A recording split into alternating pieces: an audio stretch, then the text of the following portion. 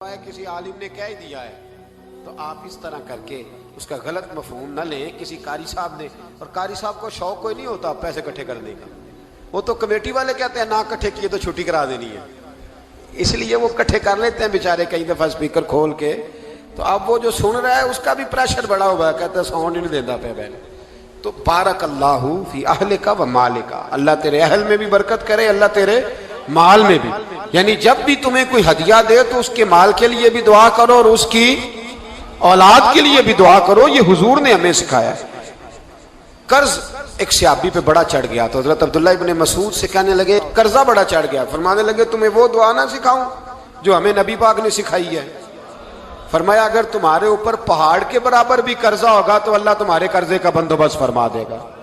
پر مسئلہ یہ ہے دعائیں یاد کرنی پڑتی ہیں اور پڑھنی پڑتی ہیں. یاد کرنی پڑتی ہیں اور ہم ہیں تعویذ پہ لگے ہوئے کہ کچھ لکھ کے دے دیں تاکہ باندھ لوں. دعا سکھائی نبی پاک نے, کیا فرمایا اللہم اکفنی بحلالک عن حرامک واغننی بفضلک عمن سواک. فرمایا یہ دعا مانگا کرو, اے اللہ مجھے کفایت کرنے والا رزق عطا فرما اور مجھے حرام سے بچا, اور مجھے اپنے فضل کے ساتھ دوسروں سے بے نیاز کر دے. یعنی اس کا سادہ ترجمہ یہ ہے کہ اللہ بندوں کا محتاج نہ کر, مجھے اپنا محتاج. فرمایا یہ دعا پڑھو ادائے قرض کے لیے, ادائے قرض کے لیے یہ دعا پڑھو. اللہ تبارک و تعالی پہاڑ کے برابر بھی قرضہ ہوگا تو تمہیں اللہ اس سے نجات عطا کر دے گا. نبی پاک صلی اللہ تعالی علیہ وسلم نے ایک حدیث میں غصے کی دعا بھی بتائی ہے. ویسے میرے خیال میں لوگوں کو غصہ نہیں آتا, آج کل غصہ نہیں آتا, لوگوں میں تکبر آ گیا ہے. اپنے سے چھوٹے پہ غصہ آتا ہے, اپنے سے تگڑے پہ کیوں نہیں آتا؟ جس آدمی نے گلی پہ خیرات مانگنے والے پہ غصہ کیا ہے وہ ایس ایچ او صاحب پہ کیوں نہیں کرتا؟ غصہ تو غصہ ہے نا, سب پہ ہونا چاہیے, لیکن بڑا سمجھدار غصہ ہے. غریب آدمی کو دیکھ کے غصہ آتا ہے, امیر آتا ہے تو غصہ نکل جاتا ہے. تو میں تو کہتا ہوں لوگوں کو غصہ, اگر تجھے غصہ آتا ہے تو مار دیوار کے ساتھ ٹکر تیرے غصے کی سمجھ آئے. یہ کس قسم کا غصہ ہے جو غریب پہ ہی ہاتھ اٹھا رہا ہے؟ تو خدا را خیال فرما. غریبوں کے حق میں بڑا غصہ, مجبوروں کے حق میں بڑا غصہ, ماتحتوں پر. اور اگر چودھری صاحب آ جائیں تو پھر بہانہ بنا لیتے ہیں, کہتے غصہ تو مینوں بڑا آیا سی, پھر میں کیا ہن میرے گھر آیا ہے, پھر بہانہ بنا لیا. ایسے نہیں کرو. نبی پاک صلی اللہ علیہ وسلم نے دعا سکھائی بخاری میں, فرمایا جب غصہ آئے تو پڑھا کرو اعوذ باللہ من الشیطان. آتی ہے نا دعا ماشاءاللہ, اعوذ باللہ من الشیطان. جب غصہ آئے تو یہ والی دعا پڑھ لیا کرو. نبی پاک علیہ الصلوۃ والسلام نے ارشاد فرمایا کہ جب تمہارے بھائی کو چھینک آئے نا تو چھینک آنے والے کو کہنا چاہیے الحمدللہ. چھینک آئے اس نے کیا کہنا ہے؟ یاد ہو جائے گا, کیا کہنا ہے؟ الحمدللہ. اور جو سنے اس نے کہنا یرحمک اللہ. کیا کہنا ہے؟ یرحمک اللہ, اللہ تجھ پہ رحم کرے. یہ پڑھنا ہے اس نے. حضرت عبداللہ بن مبارک رحمۃ اللہ تعالی علیہ نا دریا کے کنارے کھڑے تھے, کشتی سے اترے تھے ابھی اور وہیں کھڑے تھے. تو ایک آدمی, دو چار لوگ کشتی میں کنارے سے آپ کے پاس سے گزرے تو ایک کو چھینک آئی, اس نے کہا الحمدللہ. اب سنت ہے کہ جواب دو یرحمک اللہ, اللہ تیرے اوپر رحم فرما. جواب دینا تھا لیکن وہ کشتی تیزی سے گزر گئی. حضرت عبداللہ بن مبارک رحمۃ اللہ تعالی علیہ نے ملاح کو بلایا, فرمانے لگے اس کشتی کا پیچھا کرنا ہے. وہ کہنے لگا سواریاں بیٹھیں گی تو جاؤں گا. اس زمانے میں جو پوری کشتی کا ایک سائیڈ کا کرایہ تھا وہ 5 دینار تھا. فرمانے لگے تو نہ اس طرح کر, اسپیشل مجھے لے جا بٹھا کے. کیا لے گا؟ اس نے کہا 20 دینار لوں گا. فرمایا 20 ہی دوں گا. اس کشتی کا پیچھا کیا اور جس آدمی کو چھینک آئی تھی نا اس سے جا کے یرحمک اللہ کہا. اس نے جواب میں جزاک اللہ کہا. تو آپ فرمانے لگے میرا کام ہو گیا, واپس چل. ملا دنیا دار تھا, وہ سوچنے لگا. پہلے تو اس نے سوچا میرا کیا ہے, 20 دینار تو ان کے گئے ہیں. لیکن جب اترنے لگے نا تو 20 دینار دیے یا 20 درہم دیے. تو وہ کہنے لگا حضرت جی صرف ایک لفظ کہنے کے لیے آپ نے اتنا پیسہ خرچ کر دیا. فرمایا لفظ کہنے کے لیے نہیں, اپنے مصطفیٰ کی سنت ادا کرنے کے لیے, اپنے نبی پاک علیہ السلام کی سنت ادا کرنے کے لیے. یرحمک اللہ, اللہ تیرے اوپر رحمت کرے. کس طرح کا خوبصورت انداز سکھایا. دیکھیے ایک حدیث ترمذی شریف میں نبی پاک صلی اللہ علیہ وسلم نے فرمایا کسی بیمار کو دیکھ کے یا کسی مصیبت میں مبتلا آدمی کو دیکھ کے تم یہ دعا پڑھ لو، تمہیں کبھی وہ مصیبت نہیں آئے گی۔ کیسی خوبصورت دعا ہے! کسی مصیبت زدہ کو بیمار کو دیکھ کے پڑھو، تمہیں کبھی وہ مصیبت الحمدللہ الذی عافانی مما ابتلاک بہ وفضلنی علی کثیر ممن خلق تفضیلا۔ اللہ تعالیٰ کا شکر ہے جس نے مجھے اس مصیبت سے عافیت دی اور اس بیچارے کو یا تجھے اللہ نے مبتلا کیا، اور اللہ نے مجھے اپنی بہت ساری مخلوق پہ فضیلت دی ہے، یعنی اللہ نے مجھے بڑا اچھا رکھا ہوا ہے یار، میں تو الحمدللہ بڑا اچھا ہوں، دیکھو بیچارہ۔ یعنی یہ دعا بھی ہے اور اپنے اوپر شکر ادا کرنے کا ایک۔ اعلیٰ حضرت فاضل بریلوی رحمت اللہ تعالیٰ علیہ کو نا گلے کے اندر چھوٹی چھوٹی 2 پھنسیاں نکل آئیں، تو اس زمانے میں طاعون کا مرض پھیلا ہوا تھا۔ ایک بڑے قابل حکیم کو لایا گیا، انہوں نے چیک کر کے کہا آپ کو تو طاعون ہو گیا ہے، فرمانے لگے چل دوڑ جا، مجھے طاعون نہیں۔ اس نے کہا جناب یہ گلے پہ بنا ہوا ہے اور سب کو پتا ہے آج کل پھیلا ہوا۔ فرمایا سب کو ہو سکتا ہے، مجھے نہیں ہو سکتا۔ کیوں؟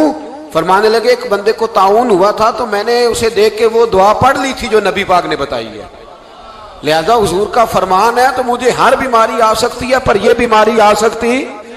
وہ شخص کہنے لگا جی منہ میں بھی گلٹیاں چلی گئی ہیں، کھول نہیں رہا، کیا ہوگا؟ اعلیٰ حضرت نے کالی مرچ منگوائی، اسے پیس کے زبان کے نیچے رکھا تو ساری بیماری دور ہو گئی۔ فرمانے لگے بلاؤ نہ ذرا اس حکیم کو جو کہتا تھا طاعون ہو گیا ہے، وہ تو صحیح ہوتا ہی نہیں اتنی جلدی۔ فرمایا ہر چیز بدل سکتی ہے پر میرے نبی کا فرمان نہیں بدل سکتا، میرے رسول پاک علیہ السلام کا فرمان نہیں بدل سکتا۔ تو عزیز دوستو، نبی پاک، اب بڑی خوبصورت بات آئی، ساری خوبصورت ہی بڑی پیاری بات آئی۔ دنیا میں سب سے حسین چہرہ اللہ نے اپنے رسول کو عطا فرمایا ہے۔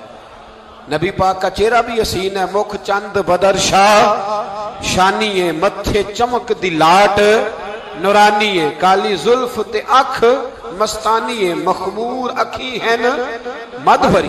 پیارا چہرہ ہے حضور کا، جتنا چہرہ پیارا تھا اتنے ہی حضور کے اخلاق بھی بڑے پیارے تھے۔ لیکن میرے نبی پاک علیہ السلام جب آئینہ دیکھتے، کیا دیکھتے؟ حضور جب آئینہ دیکھتے، ہمارے نوجوان بھی سارا دن آئینے کے آگے کھڑے رہتے، کبھی بال اس طرح کے بناتے ہیں کبھی اس طرح کے۔ تو میرا کئی دفعہ دل کرتا ہے کہ میں ان سے کہوں کہ تو آئینے کو کہہ رہا ہے جھوٹ بول، پر وہ کیسے بولے؟ تو کہہ رہا ہے آئینے کو کہ تو کہہ سب سے پیارا تو ہی لگ رہا ہے، پر وہ کیسے بولے؟ اس نے تو سچ بتانا ہے۔ ان کو آئینہ جو دکھایا تو برا مان گئے۔ تو میرے عزیز یاد رکھیے گا، نبی پاک صلی اللہ علیہ وسلم بھی آئینہ دیکھتے۔ آئینہ دیکھنا حضور کی سنت ہے، کوئی سنت سمجھ کے آئینہ دیکھے گا تو ایک دفعہ دیکھنے پر 100 شہیدوں کا ثواب ملے گا۔ لیکن نبی پاک صلی اللہ علیہ وسلم آئینہ دیکھتے کیا کہتے؟ اللہم انت حسنت خلقی فحسن خلوقی۔ یا اللہ، یہ دیکھیں حضور نے ہمیں سکھایا ہے، یا اللہ جس طرح تو نے میری صورت اچھی بنائی ہے میری سیرت بھی اچھی بنا دے۔ یہ ہمیں سکھانے کے لیے دعا، یا اللہ جس طرح صورت اچھی بنائی ہے، جس طرح تو کہتا ہے نا اس دفعہ اس وقت دیکھ لو کپڑوں پہ کوئی داغ نہیں، تو دعا کیا کر باطن کے بھی اللہ داغ دور فرما دے، یہ والا سارا معاملہ بھی ٹھیک ہو جائے۔ آخر کی طرف آتا ہوں، فرمایا جب کھانا کھانے لگو تو دعا مانگو، اور ایک روایت میں فرمایا یہ دعا پڑھ لو، کھانے میں زہر بھی ہوگا تو تم پہ اثر نہیں کرے گا۔ کھانے پہ، ایسے میں بڑی تکلیف سے کہتا ہوں کہ آج بھی ہمیں کہنا پڑتا ہے کہ بہت سارے لوگ ایسے ہیں جو ابھی بھی کھانے سے پہلے بسم اللہ نہیں پڑھتے۔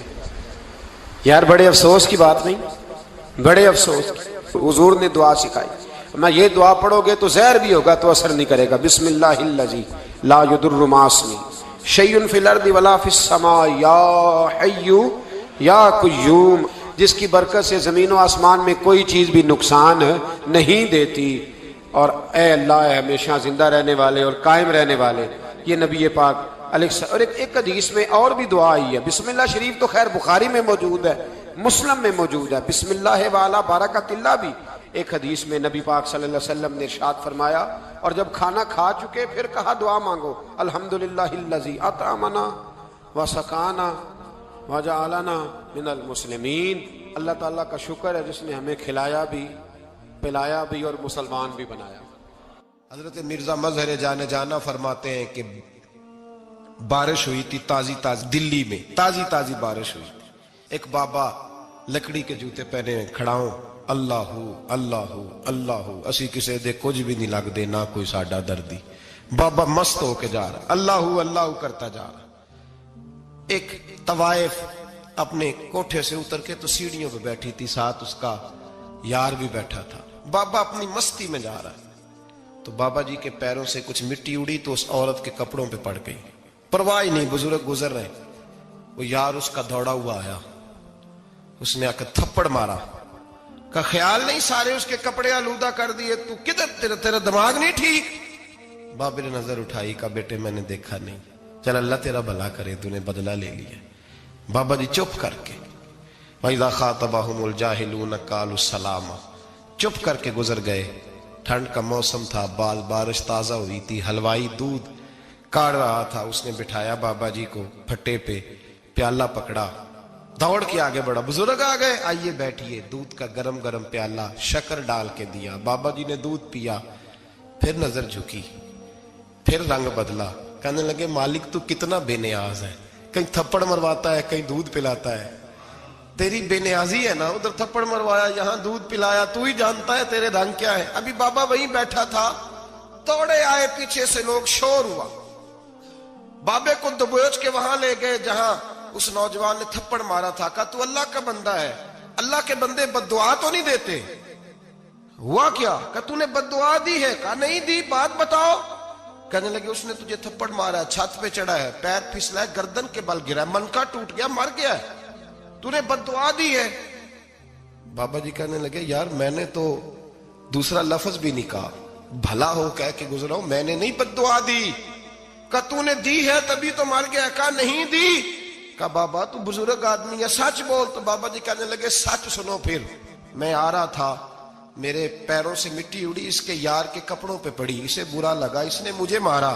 जब इसने मुझे मारा तो मैं कोई लवारस तो नहीं था, जब इसने मुझे मारा तो मैं कोई लवारस तो नहीं था, मुझे दुश्मनों न छेड़ो, मेरा है कोई जहां में, मैं अभी पुकार लूंगा, नहीं दूर है मदीना। इसने मुझे मारा तो मैं कोई लवारस था कि मेरा बदला कोई ना लेता, इसने मुझे मारा है तो मेरे यार को बुरा लगा तो उसने इसे मार दिया है, मेरी तो गलती कोई नहीं, यारों यारों का झगड़ा है, ये तो दोस्तों का झगड़ा है, ये तो यारों का झगड़ा है, कोई गलती नहीं मेरी, कोई गलती नहीं। खश खश जिन्ना कदर नहीं मेरा, ए मेरे साहब नू वडियाइयां, मैं ते गलियां दा रूड़ा कूड़ा, मैं गलियां दा रूड़ा कूड़ा, मैनू महल चढ़ाया है साइयां, मैनू महल चढ़ाया साइयां। फरमाया इसने मुझे लवारस समझा था कि थप्पड़ मार के गुजर जाए, मेरा को पूछेगा ही नहीं। मेरे रसूल पाक अलैहिस्सलाम के बारे में रब फरमाते हैं अभी मैं तो तेरे होते हुए काफिर को सजा नहीं देता कि तू मौजूद है। याद रखें, हजरत फुज़ैल बिन अय्याज़ फरमाते हैं एक जवान था,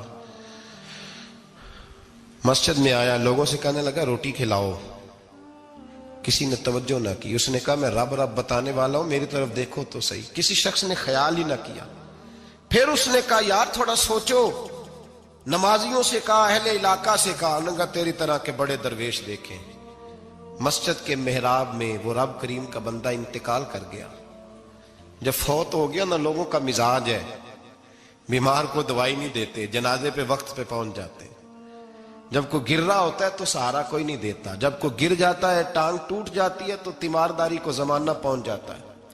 और बुजुर्ग वो नौजवान अल्लाह का नेक बंदा मस्जिद के मेहराब में फौत हो गया। हजरत फज़ैल इब्न अय्याज़ कहते हैं इमाम साहब ने ऐलान किया चंदा दो, कोई लावारिस फौत हो गया, कफन देना। चंदा इकट्ठा हुआ, कफन खरीदा, जनाजा पड़ा, इशा के बाद दफन करके आए।